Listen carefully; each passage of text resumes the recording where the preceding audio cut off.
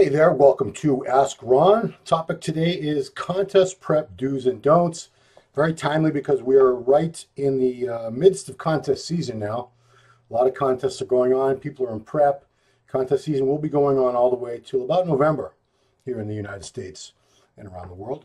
What qualifies me to talk about contest prep? Well, I competed myself in about 30 contests from 1989 to 2013.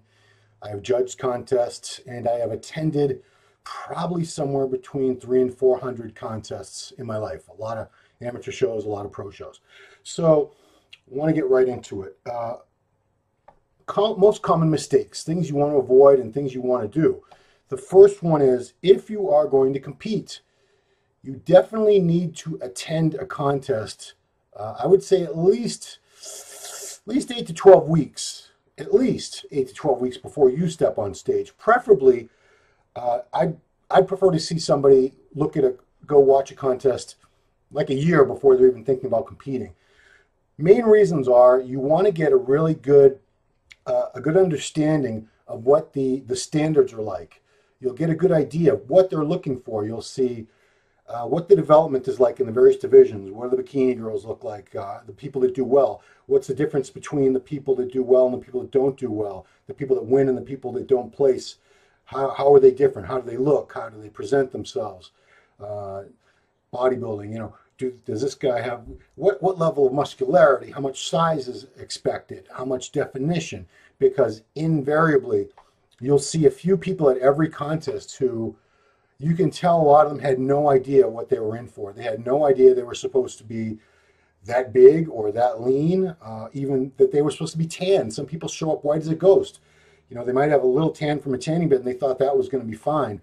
Then they get to the show and everybody's painted up, you know, dark brown, super dark. Under regular lighting, they would look almost black. But on stage lighting, which is very, very bright and washes out the color, that just looks like a tan. But they didn't know that because they didn't go. Or maybe they didn't even know you're supposed to shave all your body hair. I've seen people compete and they have hair under their armpits when they throw up a frontal bicep. Or they have, you know, you can tell they didn't even think about putting on their posing trunks and there's still some pubic hair popping out or something. Or they don't even have the proper posing trunks. They got some Speedo underwear on or something. I've seen it.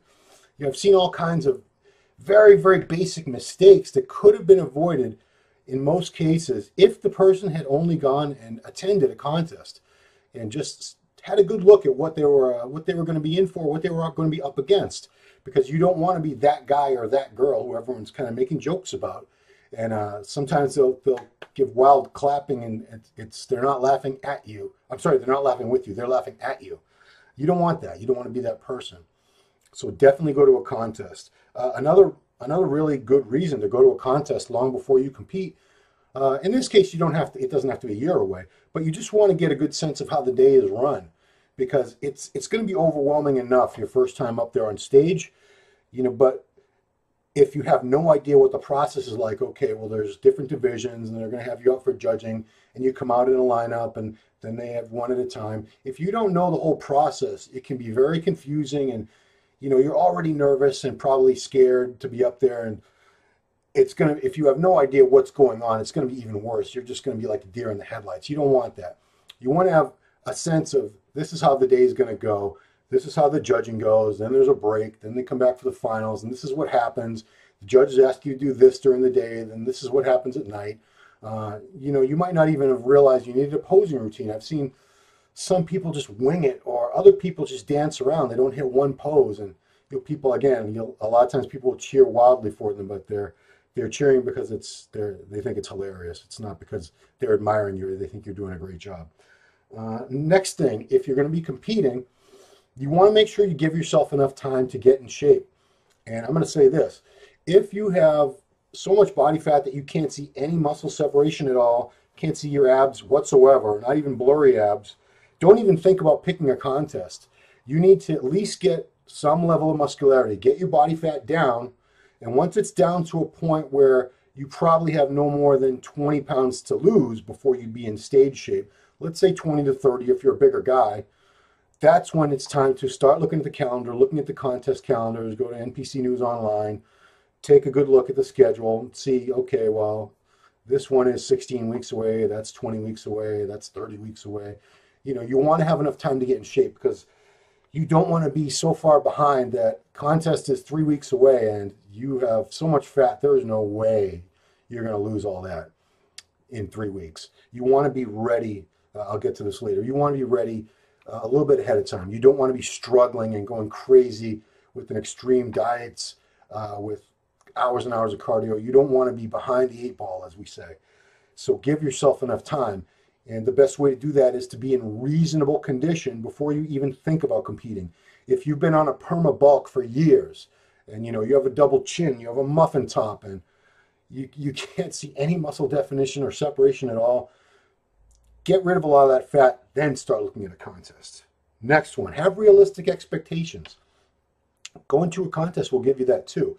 So you'll know, where do you fit in? Should I be in this division? Should I be in that division? If you don't have much muscle, but you have good shape, or if you have skinny legs, maybe men's physique is where you need to be with the shorts. If you have good shape, you don't have a lot of size, but you have a little tiny waist and very pretty body, classic physique is probably for you. If you have a lot more muscle, bodybuilding is for you. But unless you've gone to a contest and you have a good sense of what each division looks like and what the better competitors look like, you wouldn't know that.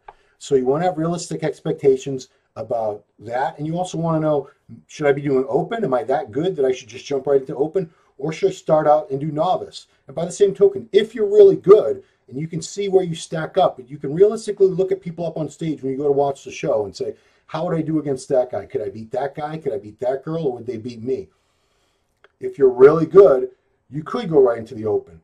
If you're not, you probably want to start out a novice. Same thing, there's older guys I've seen who don't realize that a 50, 60-year-old guy is at a huge disadvantage most of the time to a competitor in their 20s and 30s. You might have torn body parts and saggy skin and things like that. And I'm not knocking the old guys. I'm almost 50. But I'm saying I've seen a lot of Masters guys jump into the open because they really had no idea of what they'd be up against. Like I keep going back to that, but that's so key. It's so critical. You have to know the level of competition and what you're into. And also, another thing about going to the shows is you'll get a sense for a local show is this level of competition, a regional show is higher than that, and then obviously a national show. You don't want to jump into, you have to qualify for a national show, but if you're going to do a national show, I strongly suggest if you can't make it to one, go to musculardevelopment.com, go to npcnewsonline.com, look at coverage, photos of the nationals, the USA, the North American, the Masters Nationals, the Universal, whatever contest you're thinking about entering. Look at the top 5 in the division that you're probably going to be in.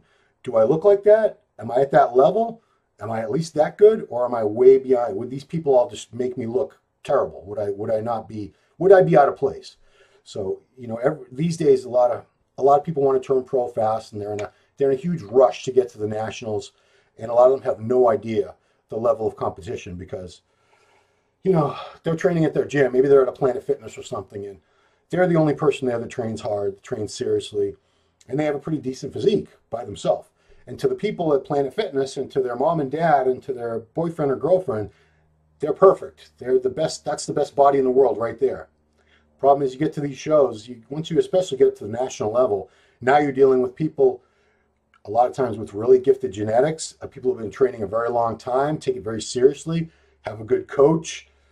They're at another level from the regional level, from the state level, from the local level. They're at a higher level. That's why it's a pro qualifier, because the people that win at that level go on to the pro ranks.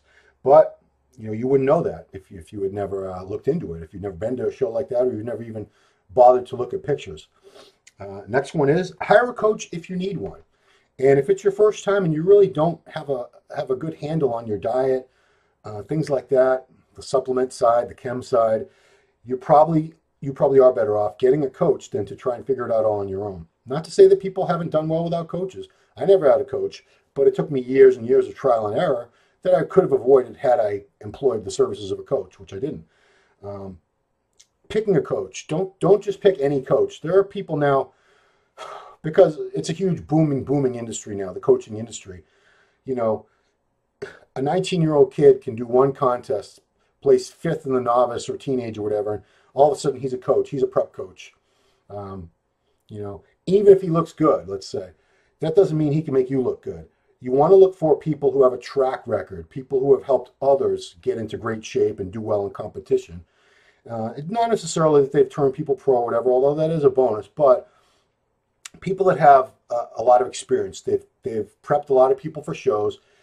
They've taken people who were, not genetic freaks, weren't already really lean.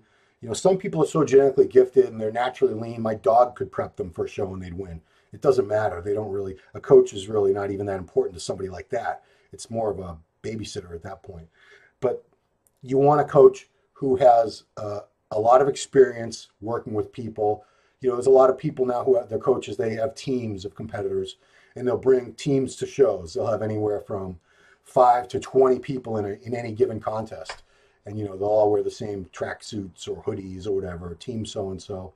And that's not a bad idea because at least that shows that this person has worked with a lot of different people, different divisions, different body types, different ages, metabolisms, and they can probably help you out. But don't just jump on anybody that says they're a coach or list themselves as a coach on social media.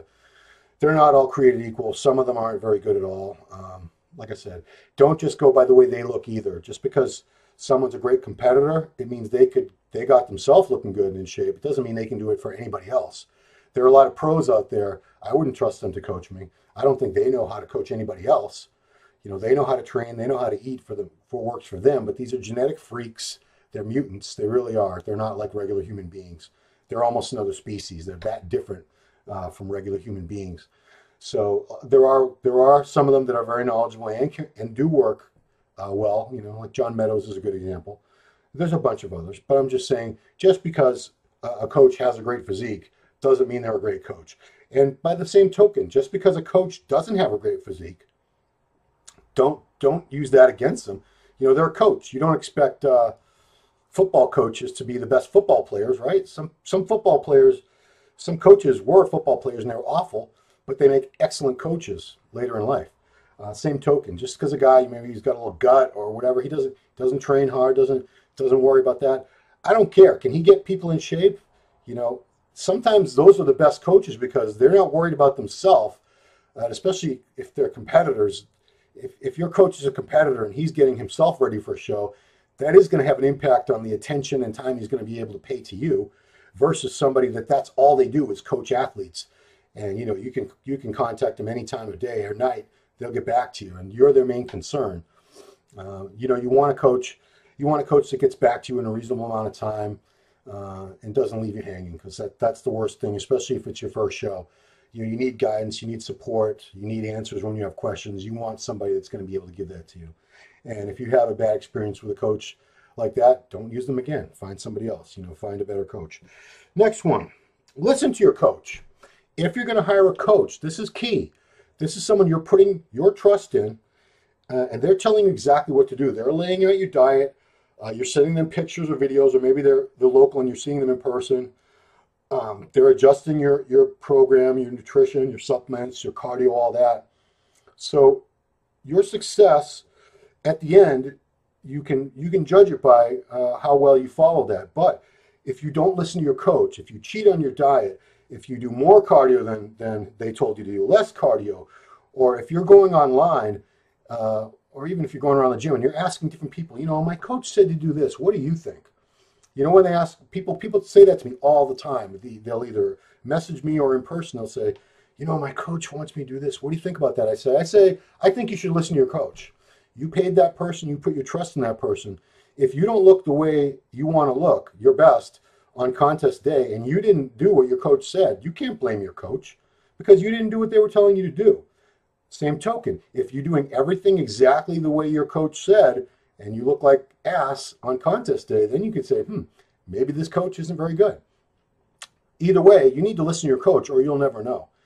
And another thing is, you don't want to be all confused, because if you ask 20 people about what to do in peak week, I hate that phrase, peak week. We'll get to that in a minute. You'll get 20 different answers, and you're going to be confused. And, oh no, which one should I do? Should I do the what? Should I cut my water then? Should I eat potatoes? Should I eat rice? Should I have Hershey bars? this guy said to have some wine, that guy said that. Ah, and you're just going to be so screwed up mentally. You're already screwed up mentally because you've never competed and you're overwhelmed. You don't want to add fuel to that fire by having all these conflicting pieces of advice and opinions floating around. You don't know which one to listen to. You don't want to be in that situation. So if you have a coach, listen to your coach. Do not solicit opinions from other people. And if people give you unsolicited advice, say, you know what, I have a coach. I'm going to do what my coach says. If I don't look the way I want to look, maybe I'll listen to you next time, or maybe I'll hire you if you're a coach and you're trying to tell me my coach sucks. Maybe he does, maybe he doesn't, I don't know. Sometimes coaches try to poach clients from other coaches.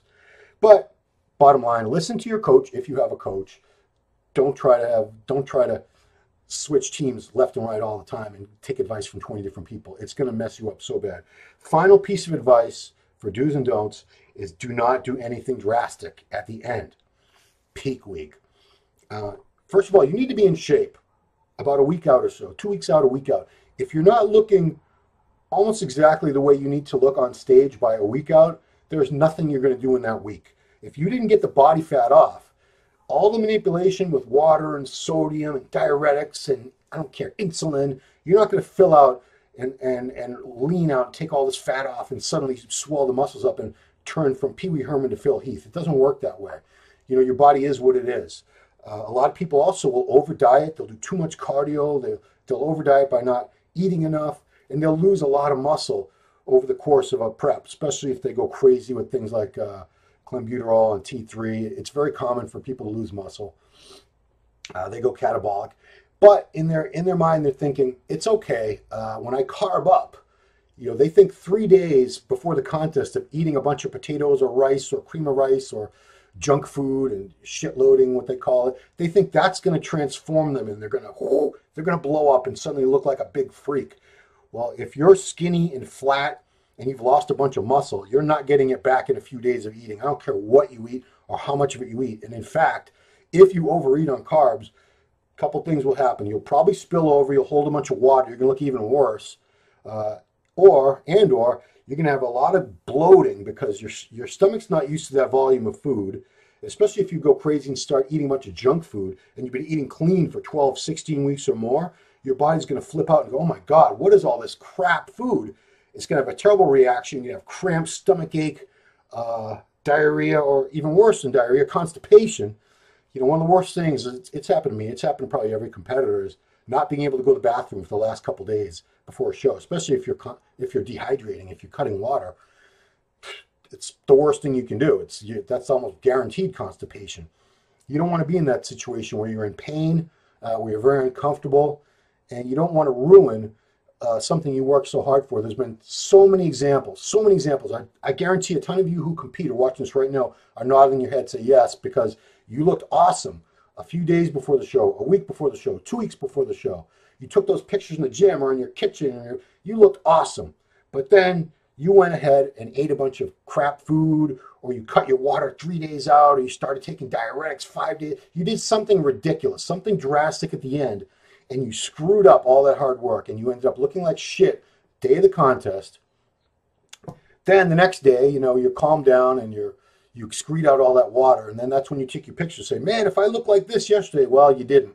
The contest was yesterday. It was last night. This is the next day. Sorry, dude. You fucked up. You don't want that to happen, because it's a lot of time, a lot of effort, a lot of suffering, a lot of money to compete. And you do not want to screw it all up by doing something drastic at the end, which so many people do, because there is that misconception that you can drastically improve your appearance. Well, if you're someone who holds a ton of water, getting rid of water will make a big difference, sure. But most people don't hold boatloads of water. A lot of times, if you did nothing at all, you would have been just way better off. Just treat it like any other day. Treat that week like any other week. Stop training a day or two before the show. Maybe drink a little bit less water the night before. Don't drink as much the day of. Nothing drastic.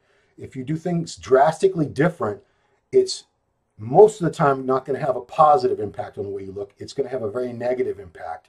And you're going to be so pissed off, so disappointed, so frustrated because you worked so long and hard, and at the last minute, you blew it. So that's been my little spiel on do's and don'ts of contest prep. Hope it was helpful for those of you who are competing in prep or thinking about competing. Thanks for watching. Please follow me on Instagram at Ron Harris Muscle. Thanks for watching Ask Ron.